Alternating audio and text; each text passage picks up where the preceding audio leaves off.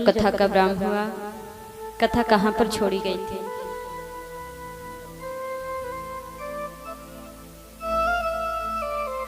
कल जब कथा का प्रारंभ हुआ, भगवान श्री कृष्ण 7 वर्ष की अवस्था में 7 कोस के पर्वत को एक ही उंगली पर रख करके समस्त ब्रजवासियों को इंद्र के कोप से बचाते हैं।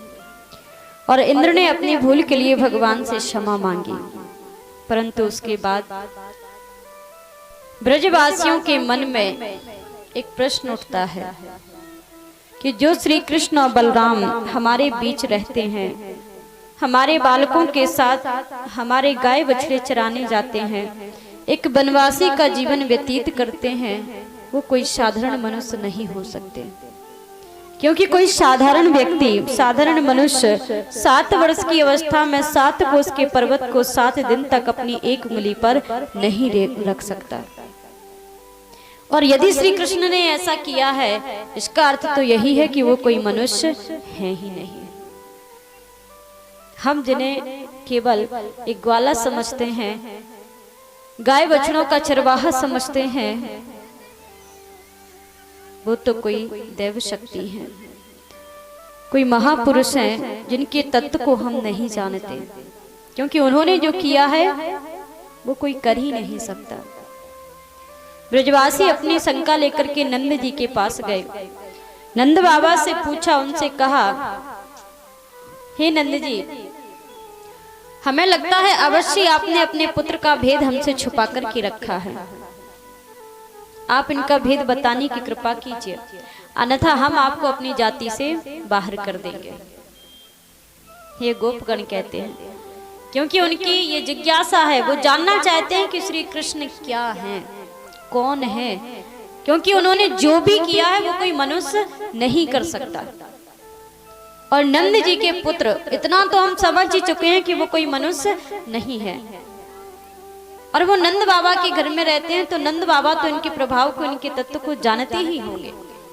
इसलिए नंद बाबा से कहा कि आप बताइए ये कौन है। नंद बाबा ने कहा, गोपगणों, हमारे पुत्र के कर्म आप सबके सामने ही हैं, वो जो भी करते हैं वो आप सबसे छुपा हुआ नहीं है। जितना आप इनके विषय में जानते हैं उतना ही मैं जानता हूँ। मैंने अपने पुत्र का कोई भेद आप सबसे नहीं छुपाया है, परंतु हाँ, एक बात अवश्य छुपाई है, वो यह कि हमने इनका नामकरण गुप्त रूप से करवाया था।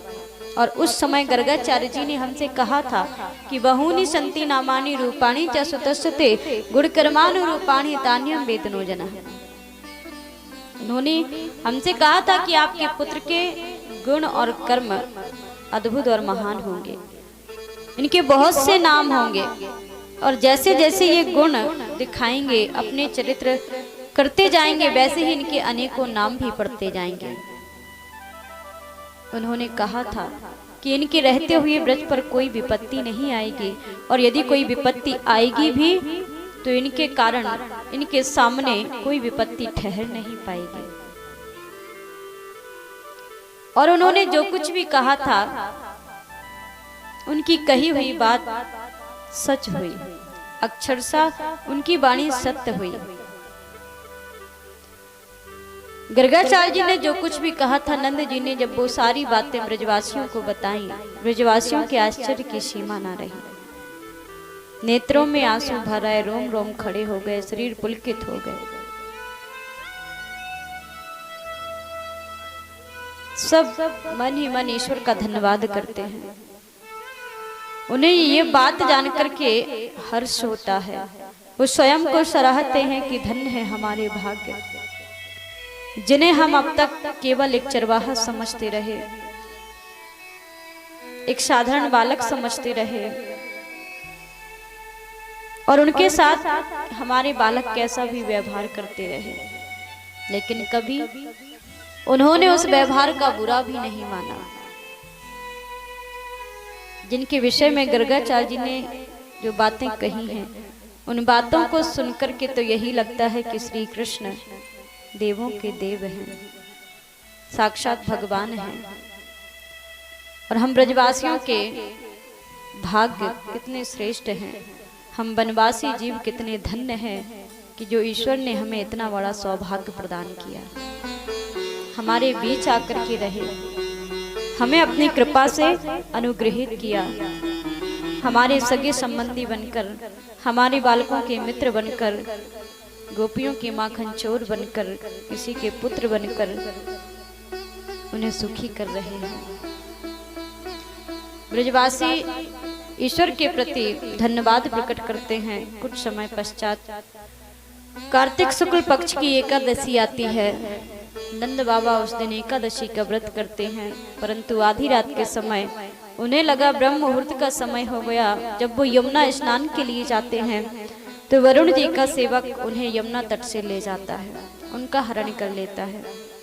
भगवान श्री कृष्ण ब्रजवासियों की प्रार्थना पर अपने पिता नंद को वरुण लोक से छुड़ाने के लिए वरुण लोक में जाते हैं और वरुण जी वहां अपने सेवक के अपराध के लिए भगवान से क्षमा मांगते हैं। श्रेष्ठ सिंहासन पर उन्हें विराजमान करके उनकी वंदना करते हुए कहते हैं, प्रभु हम धन्य हो गए जो आपने मेरे यहाँ पधार कर मुझे सुखी किया। भले ही मेरे सेवक से अपराध हुआ हो, उसने आपके पिता का हरण किया हो, परंतु उसने जो भी किया हमारे लिए तो वो आनंद को देने वाला ही हुआ, क्योंकि यदि वो ऐसा ना करता तो आप हमारे यहाँ कैसे पधारते, मुझ पर कृपा कैसे करते। आपने मुझे अपनी सेवा का अवसर दिया, मैं धन्य हो गया।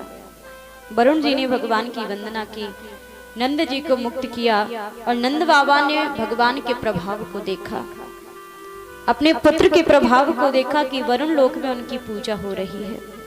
वरुण जी उनके सामने नतमस्तक हैं, उनके आश्चर्य की सीमा नहीं रहती है।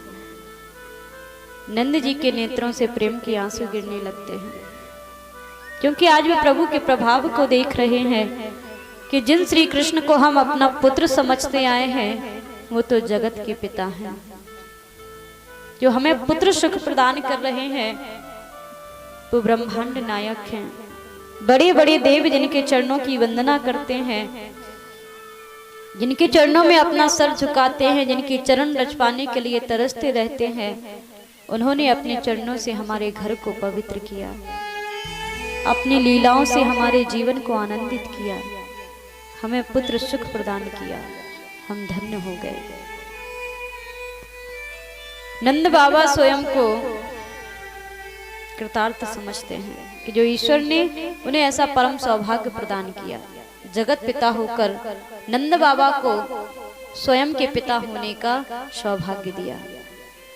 नंद बाबा ने जब लौटकर ब्रज में ब्रजवासियों को भगवान के प्रभाव का वर्णन किया तो ब्रजवासी भी